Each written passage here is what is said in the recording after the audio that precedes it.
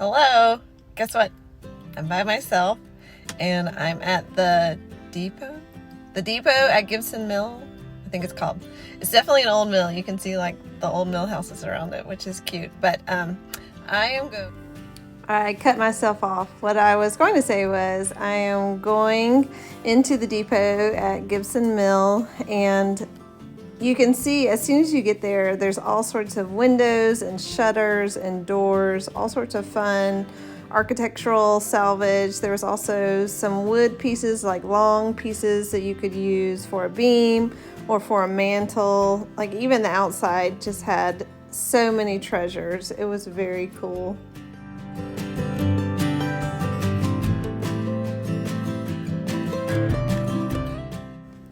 I love this old metal glider because we have one almost exactly like it. And now you can see I'm inside, and it's a huge old textile mill. This is on the outskirts of Charlotte in the Concord, Kannapolis area. So you Charlotte folks, you probably already know about it, but it's a lot of fun to go and visit. And there's just a ton of individual booths in here. I think I read that it was like the largest antique mall in North Carolina, but I could be wrong about that. But there literally is something for everyone in this place. There were antiques, there was new like clothing and things like that, but everything had a very vintagey feel, and it could be mid-century or it could be older. There were several things that kind of gave a nod to the fact that it had been a textile mill, like bobbins and stuff like that. And it was just a ton of fun. And then this kind of stuff, like this isn't my taste, but there were a lot of, anything that you want, you could find it there. And it was funny, as I watched this video back, I looked down at that plate on the floor and I was like, why did I not buy that? That is beautiful. So sometimes it's easy to get a little overwhelmed visually because there's so many things, and sometimes it's good. I was there by myself, but sometimes it's good to have a friend with you because they will notice things and kind of help you slow down and notice things that you might not have noticed if you were by yourself. But I mean, just look, so many cute things. I have to say, I'm definitely a thrifter, and so these prices were just a little bit more than I'm used to spending. But on the other hand, someone has already done the work of looking for stuff for me. And I thought that sign was hilarious. Old dog, young dog, several stupid dogs, please drive slowly. This thing was huge and it was so cool. I love all those cup pulls, and I love just how rusty and old it looked. And just the colors, it was a little overwhelming, and also in a good way because there were just so many pretty things. I love the lettering on this huge sign.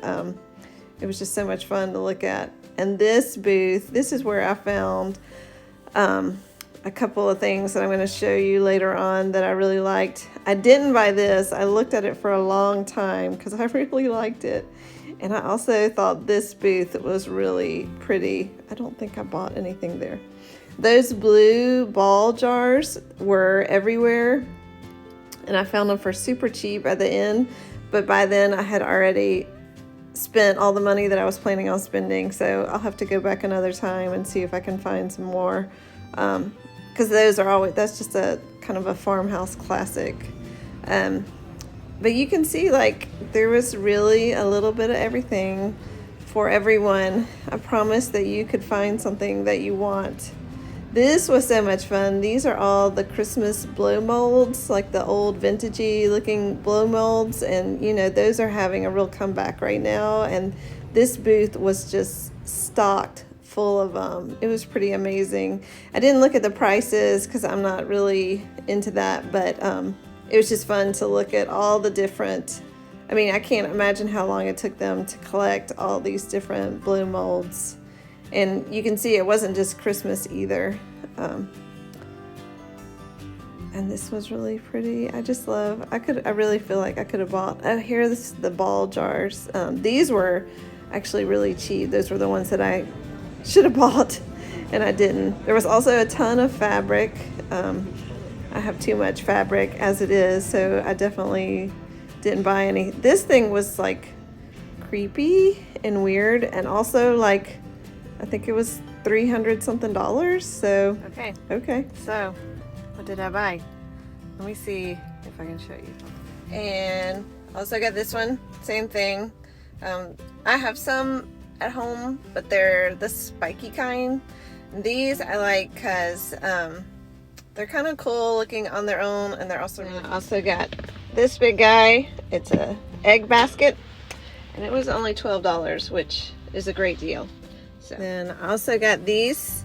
These are from a vintage sewing machine stand. Hey y'all, it's Susan with Susan Anyway, and you just watched the video of me going through the depot at Gibson Mill. It's like an hour and a half from me, so I've wanted to go for a really long time, but it's just kind of far, and with COVID and everything, it's like, oh, I don't know. But I was going to North Carolina anyway, so it worked out really well, and it was totally worth it. But anyway, I wanted to show you in a little more detail the things that I got. I could have spent a lot of money there, but I just picked out a few things that felt like were at a good price, and I knew that they were something that I would use. One of the things I don't have, because if you watch my other video about styling your mantle, you'll see that I use a floral frog. You just take this and you put it in a container like a planter, and then you put your big flower stems in there, and it's so nice. I think I'll do some videos on arranging flowers, because a lot of people think it's really intimidating and you need to be a professional, but with something like this, you get really good results even from just cuttings in your yard. And then you can always stick in some grocery store flowers, or even like if you pick up faux flowers at Hobby Lobby or wherever you buy that kind of stuff, you can totally stick those in with a bunch of fresh greenery, and it will look really great. So anyway, that's this. And this one I loved. These are hard to find now. When you look online for floral frogs, what you usually see are the ones with the, they have basically, it looks like a bunch of needles coming up, and they're good too. You stick the flower stems down into the needles when you're arranging flowers, but I like this cage kind. One of the reasons I like it too is it's kind of sculptural to look at, so I actually leave this out as like decor when I'm not using it as a frog, like as a help to do my flower arranging. So this was great. I want to say this was like $22. I wish I had written it down, and I already have forgotten. It was a little bit more than I really wanted to spend, but I also haven't ever seen one quite this big, and it felt like if I didn't buy it that I would be sad. So I am glad that I went ahead and bought it, because when I've looked online, there's just not a lot of this size and shape. And like I said, the cage instead of the ones that are kind of like the spiky ones. This egg basket, you can tell from this, it's definitely rusty, and the handle is like not perfect, but I love that because it's like actually been used. I don't know if you can see like all the rust on the bottom. I do want to put like blankets in this, but I'm going to maybe use like a spray polyurethane or some sort of spray clear coat to contain the rust. I don't want to paint this. I love that it's rusted. I don't want to change that, but I also don't want rust on like my blankets and whatever things that I decided to put in this. So I'm gonna research a little bit and see what the best thing is to seal the rust in, but not to get rid of it. The other thing that I wanted to tell you is this was only $12, which if you've priced these, that's a great price. And there were like 4 of them, and I kind of wish I had bought them all. But I, at the time, was like, I don't know. Sometimes I get nervous about spending a lot of money, and then I look back and I'm like, you know what? I could have sold the other ones on Facebook Marketplace or eBay or something else. But anyway, I got this one, and you saw like in that Gibson Mill depot, there were a lot of baskets like this. So it's good to look around when there's a bunch of different vendors in one place.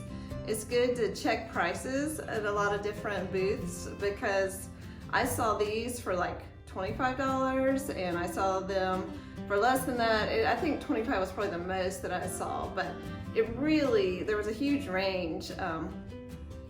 And so it pays to go to kind of the outside booths, because the booths that you see front and center as soon as you enter a place like the depot are going to be generally a higher price than the ones that are way off in the corner somewhere and maybe smaller. So it's worth kind of going around the edges of the building and just checking those vendors to see what they have. This one was like definitely in a corner in a little dark spot with a bunch of like architectural salvage stuff. I mean, it was all great stuff, but it wasn't like beautifully displayed or anything like that. So this one was definitely worth the hunt. And then the vintage sewing machine table. I'll try to put a picture up where you can see, but those, like the treadle sewing machines before they were powered by electricity, you would have these, and I don't know if I can hold them both up, but I got 2, and I was so excited to get 2. They were, I want to say they were 18 each. I think that's right. Which to me felt like a great deal, because usually, I've been wanting these for a while, and usually when you see them, you just see a drawer out, which these are great too. I've seen people put them on the wall and use them as storage. Sometimes people will mount them on the wall vertically like this or horizontally and use them as display. But I actually, since it came, somebody put some time into taking this apart carefully, but so since it all came in this frame, I think I'm going to find a piece of wood, maybe plywood, and mount them like this and use them as a shelf, kind of like a riser shelf on the table where I do all of my sewing. So yeah, so 18, 18, 36, 12 for the egg basket, 48. This was like 22 or 24. I'm terrible at math. Basically, I spent around a little under $100. I think that's right, because I got these, and then I got one more frog that was a little bit smaller than this. So yeah, that's right. But anyway, it was money well spent. I definitely want to go back. It was, I mean, I was in there like 3 or 4 hours and finally left because I was starving and I needed to get on the road. There actually is food there, but it was time to leave. I needed to get going. It's a lot to do in a day, I would say. You definitely want to maybe go a couple of times. But it was so much fun. It's really beautiful. I hope you can tell in the video. A lot of people took a lot of time to really make their booths look just lovely. And then there were also, it was nice because it kind of ran the gamut of like beautifully displayed, and then there'd be places that felt more like, I won't say flea market-y, but just a little more like you had to dig for the treasure. So there was something that would appeal to almost anyone. So I hope you enjoyed it. If you have been to an antique mall that you love, let me know. And when I get these things all set up and ready to use, I will make a video about it and let you know. All right.